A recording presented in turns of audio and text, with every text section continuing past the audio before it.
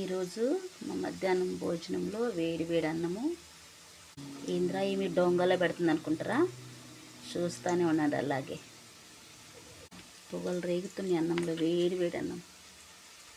ఈ వేడి వేడి అన్నంలో ఇలా రసం పోసుకోవాలి. అందుకే ఈ డొంగల్ అన్నం పెట్టినా నేను. ఆహాహా సూపర్!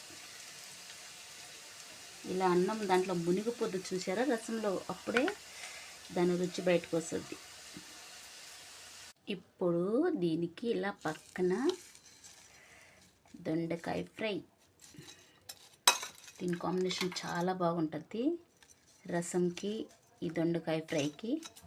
అంటే ఫ్రై అంటే పకోడీలాగా సూపర్గా ఉంటుంది. తప్పకుండా మీరు ట్రై చేయండి. చూసారా ఎంత బాగుందో. ఇప్పుడు తింటా భలే చేసావు మే అంటారు. సూపర్! నిజంగా చాలా టేస్ట్ ఉంది రసం కూడా. అలాగే బెండకాయ పకోడా కూడా. నచ్చినట్లయితే లైక్ చేయండి, సబ్స్క్రైబ్ చేసుకోండి. Thank you.